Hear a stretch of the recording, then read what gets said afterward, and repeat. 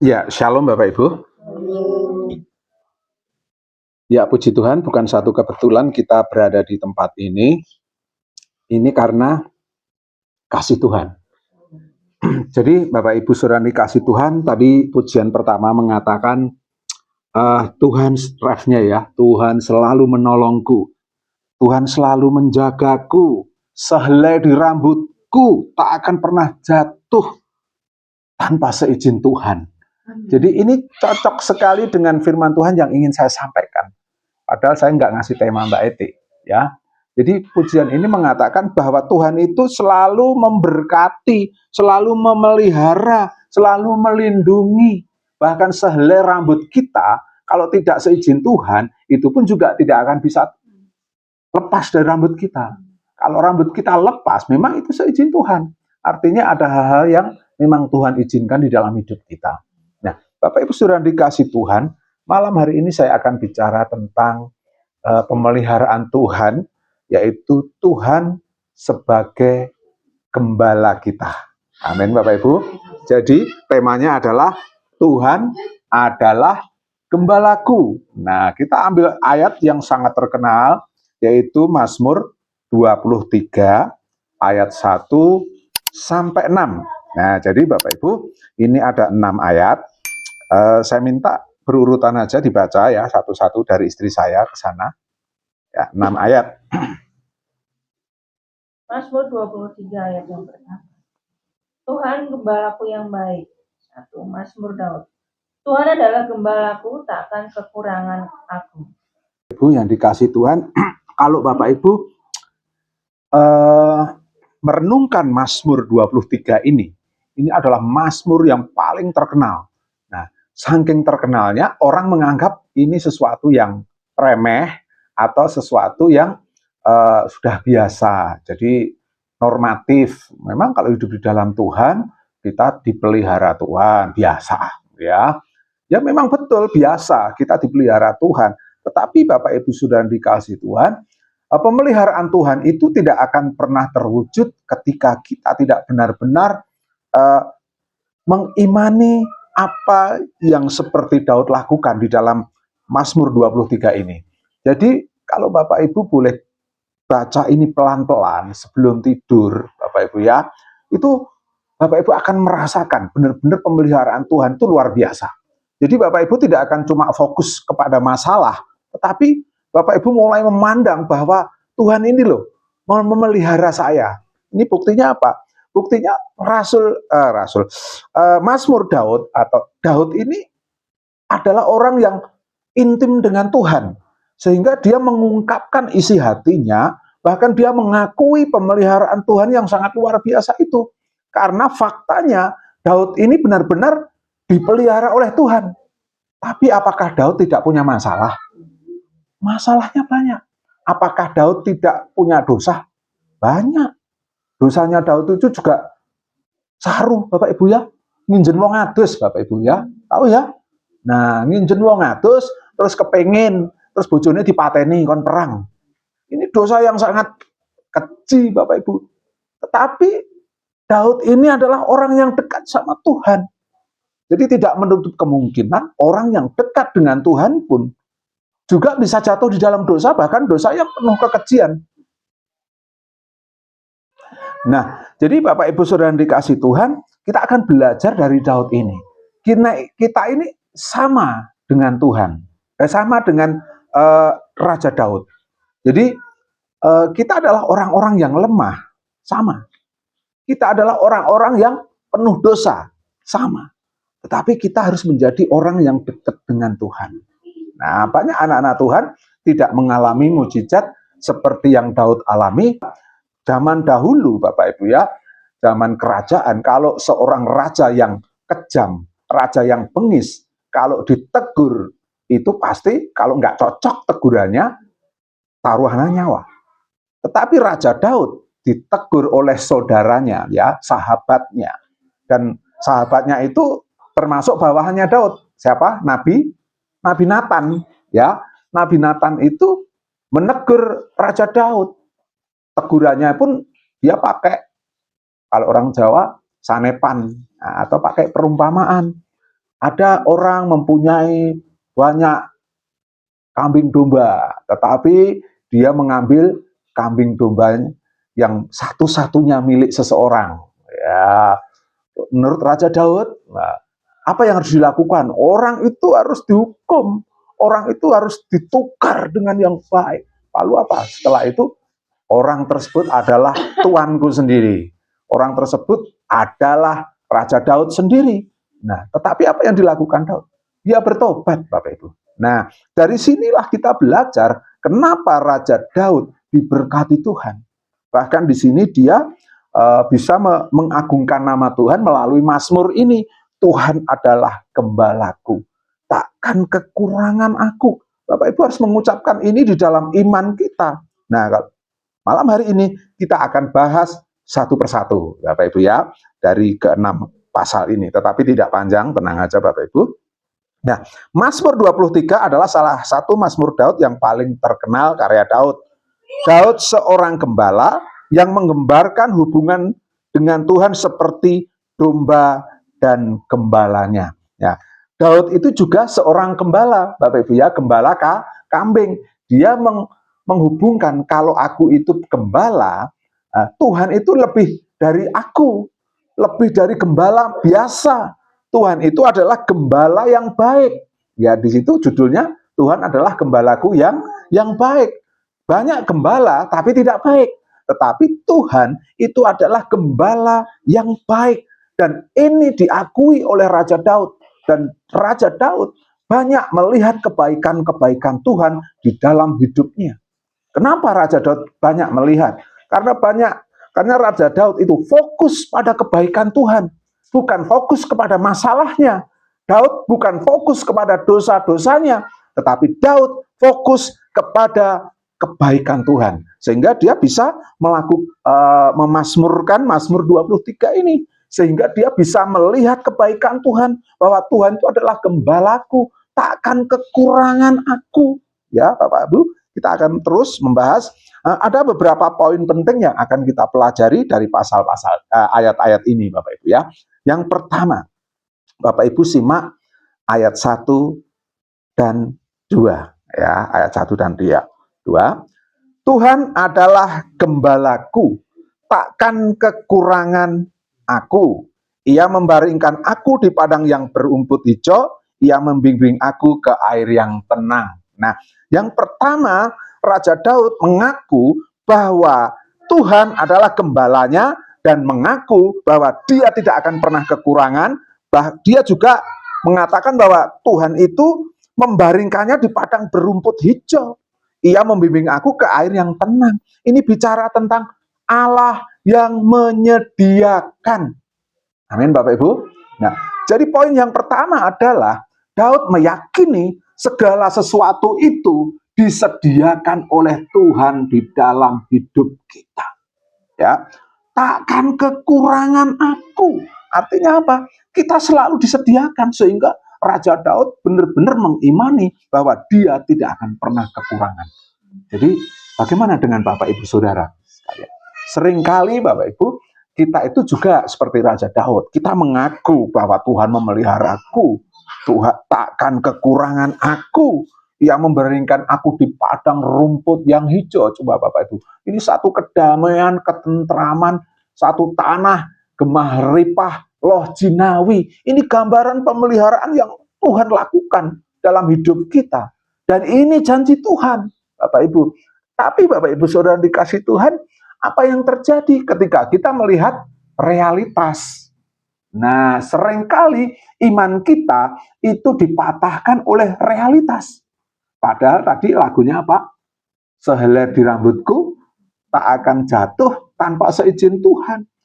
Memang kadang-kadang Tuhan mengizinkan sesuatu itu jatuh, termasuk rambut kita.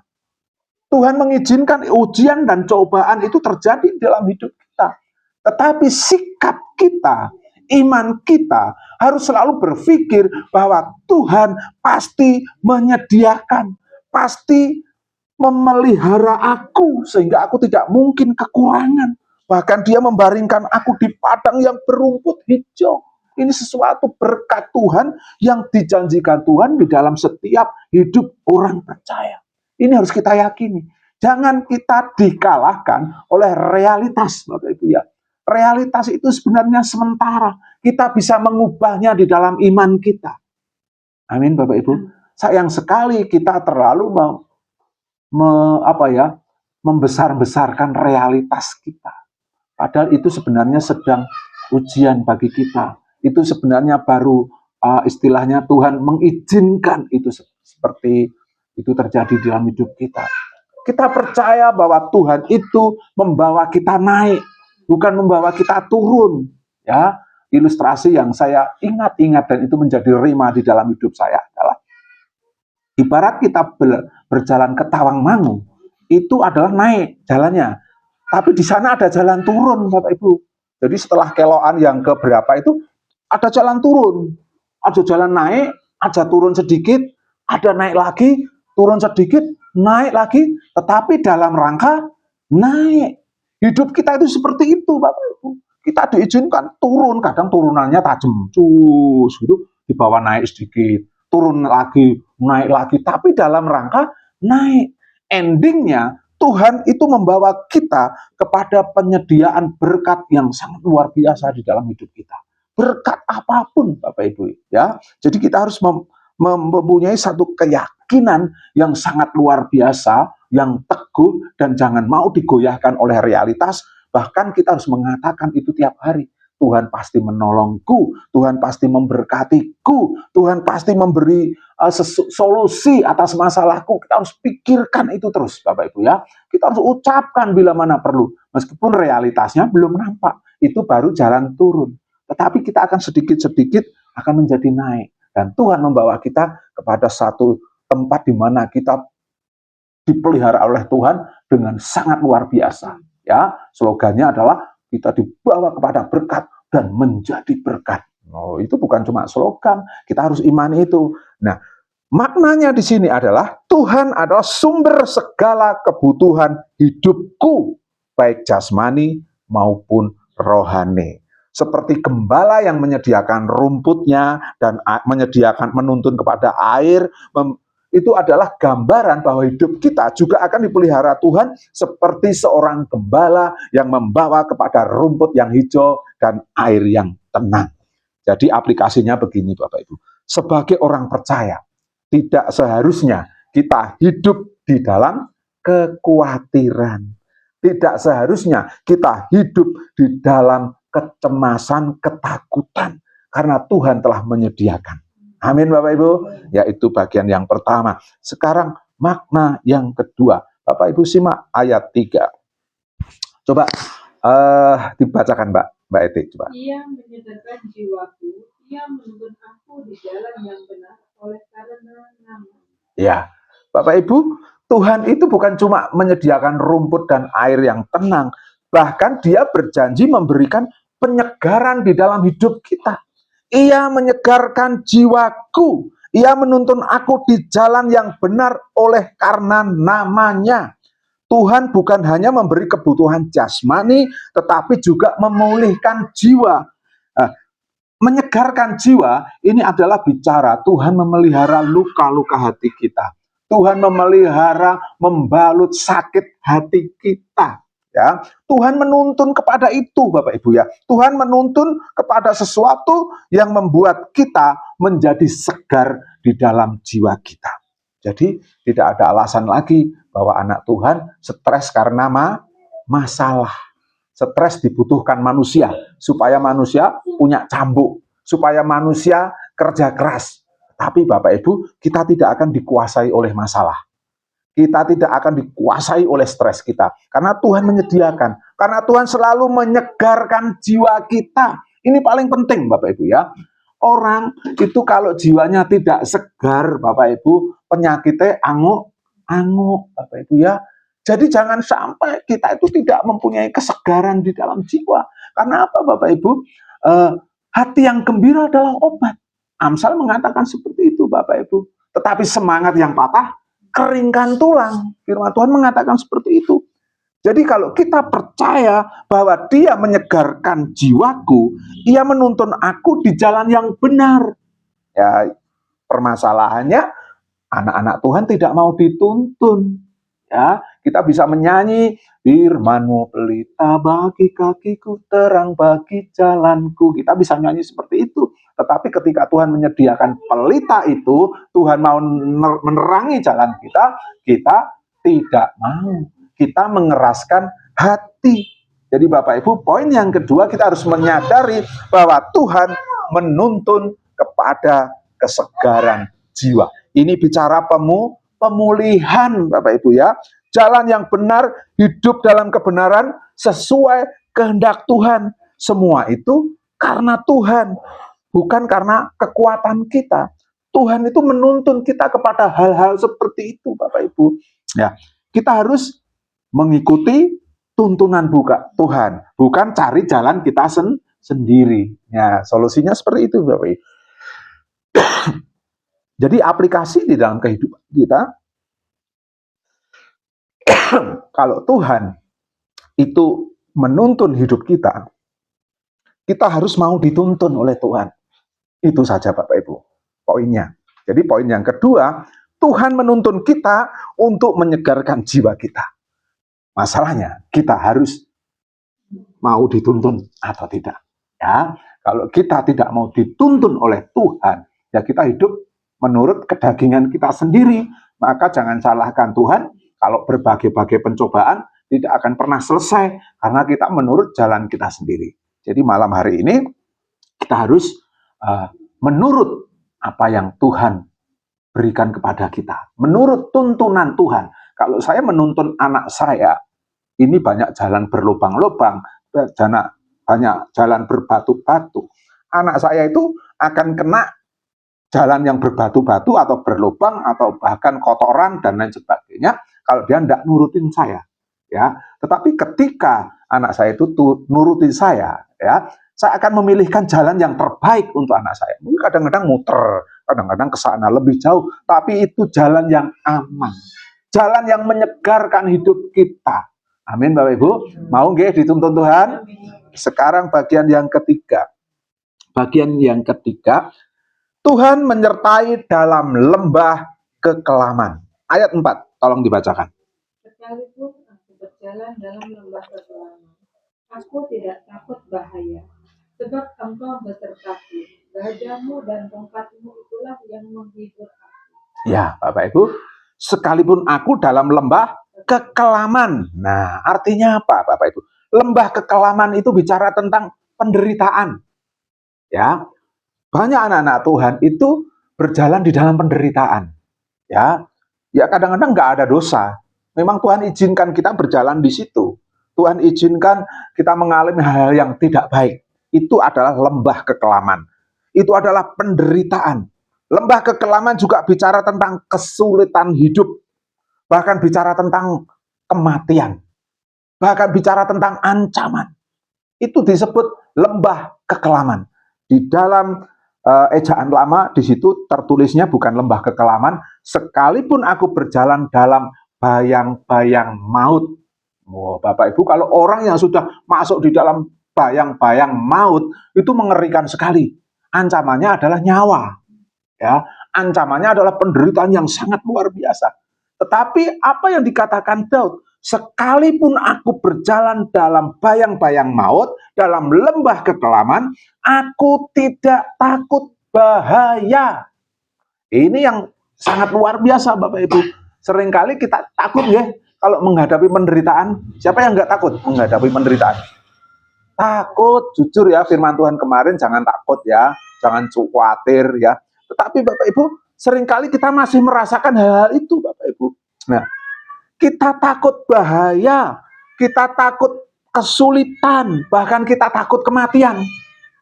Nah, tetapi Bapak Ibu, Raja Daud menegaskan jaminan perlindungan dan arahan oleh gembala kita yang baik. Jadi tidak perlu takut lagi. Tuhan tidak akan membiarkan kita terus-menerus seperti ini, Bapak Ibu ya. Seringkali kalau kita di dalam pencobaan, kita berpikir, rampung esok kapan Tuhan? Selesai besok kapan Tuhan? Aku sudah tidak kuat Tuhan. Tidak apa-apa kalau selama Bapak Ibu curhatnya sama Tuhan. Bapak Ibu ya, silahkan lakukan itu. Curhat sama Tuhan ya. Tetapi Bapak Ibu ada satu penghiburan bahwa gada dan tongkat Tuhan, perlindungan Tuhan selalu akan menjaga kita. Sehingga kita tidak perlu takut lagi kesulitan. Takut lagi kematian, tidak takut lagi penderitaan, tidak takut. Karena apa? Tuhan menjaga kita. Udah kita harus pegang baik-baik. Ini sangat luar biasa Bapak Ibu ya. Jadi orang percaya harus tetap teguh karena Tuhan hadir di tengah penderitaan kita. Amin Bapak Ibu. Harus teguh. Meskipun hari ini aku sedang menderita. Menderita itu banyak Bapak Ibu ya. Bisa kekurangan ekonomi, itu menderita. Bisa masalah yang begitu bertumpuk-tumpuk. Bisa punya anak, orang tua, suami atau istri yang mungkin membuat kita menderita. Bisa kena penyakit, itu sebuah penderitaan Bapak Ibu. Tetapi Bapak Ibu, Tuhan menjamin bahwa Dia hadir di dalam penderitaan kita. Yang kita lakukan apa? Kita menyerah sama Tuhan. Ya, karena Tuhan yang melakukan ini semua. Pasti Tuhan tolong kita. Yang keempat, ayat 5. Coba Bapak Ibu simak ayat 5. Monggo Mbak Eti. Engkau menyediakan hidangan bagiku di hadapan lawanku, engkau mengurapi kepalaku dengan minyak. Pialaku penuh melimpah. Ya, Bapak Ibu, engkau menyediakan hidangan bagiku di hadapan lawanku. Nah, Bapak Ibu perlu catat baik-baik di sini itu lawanku itu sebenarnya kalau secara rohani, secara kekristenan, sebab lawan kita bukan tubuh dan daging. Lawan kita adalah penghulu-penghulu di udara, kuasa-kuasa jahat. Kadang-kadang penghulu-penghulu udara, kuasa-kuasa jahat itu memakai manusia untuk memusuhi kita. Artinya begini Bapak Ibu Saudara dikasih Tuhan. Kalau kita dimusuhi oleh seseorang, kita tidak boleh membenci orang itu. Siapapun itu. Ya, kita tidak boleh membenci orang itu karena dia sedang dipakai kuasa kegelapan untuk memusuhi kita. Yang kita musuhi siapa? Kuasa kegelapan itu. Bukan manusianya. Tapi seringkali kita juga akan berpikir, menungso niki resop berubah. Manusianya wis keterlaluan. Wis ora sudi urusan lagi sama orang-orang seperti itu. Nah, salah Bapak Ibu. Kita tidak boleh memusuhi manusia. Karena itu bukan lawan kita. Jadi Bapak Ibu Saudara dikasih Tuhan, engkau menyediakan hidangan bagiku di hadapan lawanku. Kadang musuh itu, lawan yang dipakai, manusia yang dipakai oleh kuasa kegelapan itu memusuhi kita, menghina kita, merendahkan kita, menganggap kita sepele, ya, menganggap kita tidak ada, ya, menganggap kita warga kelas 2, ora penting, pendapatmu ora kanggo, karena kamu orang Kristen, kamu bukan dari golonganku. Seringkali kita mengalami penderitaan yang seperti itu, Bapak Ibu. Tetapi kita tidak boleh membencinya. Karena apa? Dia sedang dipakai kuasa kegelapan. Bahkan kita harus mendoakan orang yang membenci kita. Tetapi anehnya di sini begini, Bapak Ibu. Engkau menyediakan hidangan bagiku di hadapan lawanku. Jadi ketika ada orang yang memusuhi kita, menghina kita, kalau kita tulus, kalau kita ikhlas, kalau kita mendoakan mereka, Tuhan justru memelihara kita. Paribasanya orang Jawa itu apa?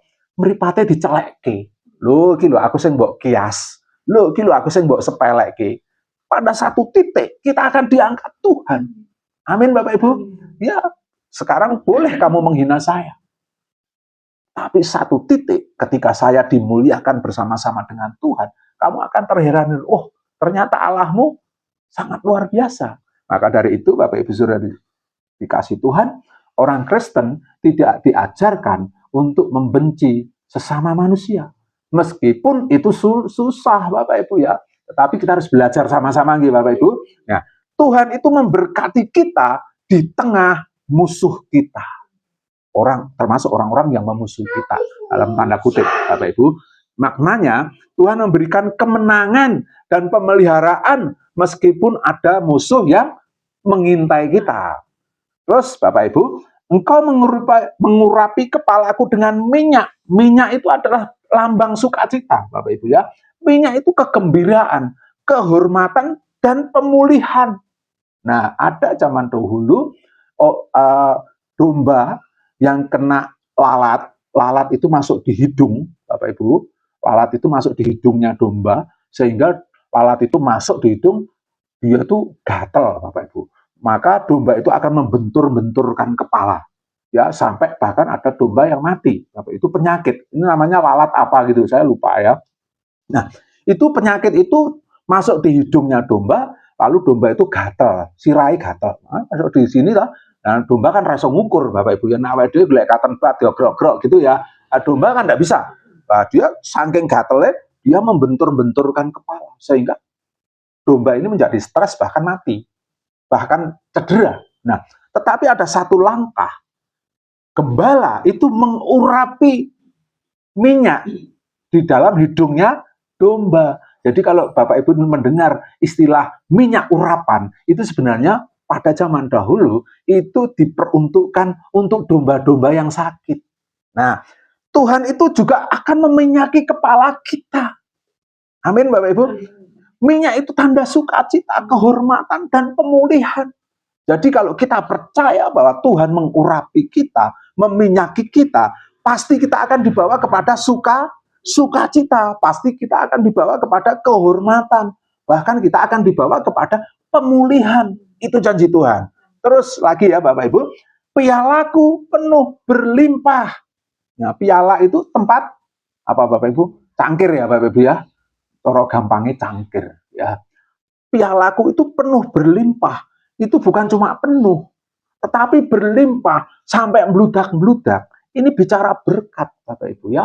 Berkat lagi itu juga akan meluber kemana-mana. Bukan cuma cukup untuk kita, tetapi cukup untuk sesama kita. Cukup untuk saudara-saudara kita, membantu orang-orang di sekitar kita. Ini mau Tuhan, Bapak Ibu. Bahkan itu yang dijanjikan Tuhan di tengah-tengah musuh yang menyepelekan hidup kita. Ya, terus jadi aplikasinya begini. Dalam tekanan dan tantangan, Tuhan tetap memberi berkat dan sukacita sejati. Pegang baik-baik, Bapak Ibu. Karena Tuhan berjanji memberkati kita. Terus yang kelima, tinggal satu lagi ya. Yang kelima adalah Tuhan memberikan jaminan kekal. Ayat 6. Monggo, Mbak. Kebajikan dan kemurahan belaka akan mengikuti aku seumur hidupku, dan aku akan diam dalam rumah Tuhan sepanjang masa. Ya, ini jaminan keselamatan. Ya, jaminan keselamatan kekal bagi setiap orang-orang percaya.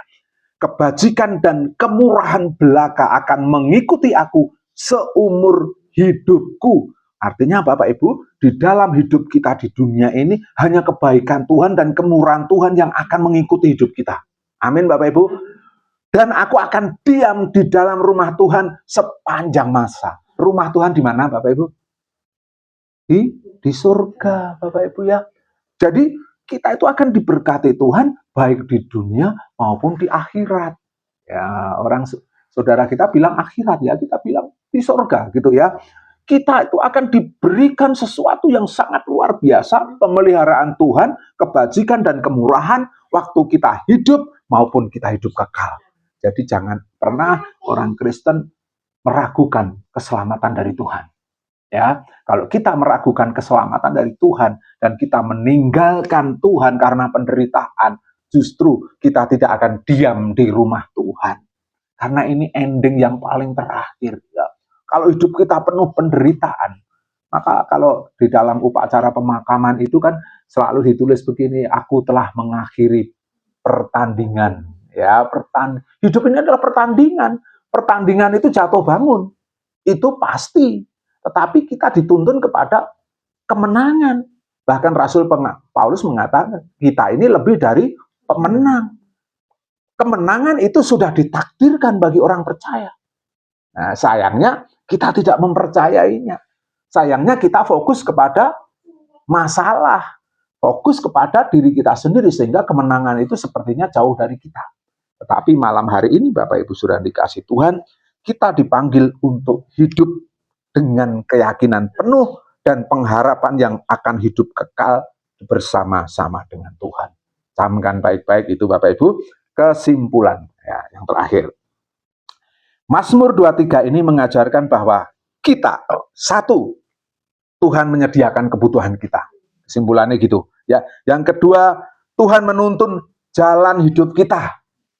Kalau Tuhan yang menuntun jalan hidup kita, pastilah kita dibawa kepada kemuliaan dan kehidupan yang kekal. Terus yang ketiga, Tuhan menyertai kita di dalam segala kesulitan atau di dalam kegelapan, di dalam lembah kekelaman. Yang keempat, Tuhan memberkati kita di tengah-tengah musuh kita.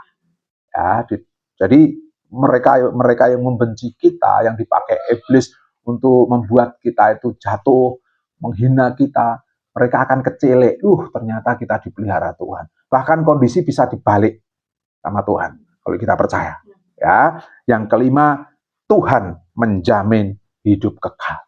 Tidak ada kata semoga. Ini yang paling penting Bapak Ibu. Hidup kekal itu ada jaminan keselamatan bagi setiap orang percaya.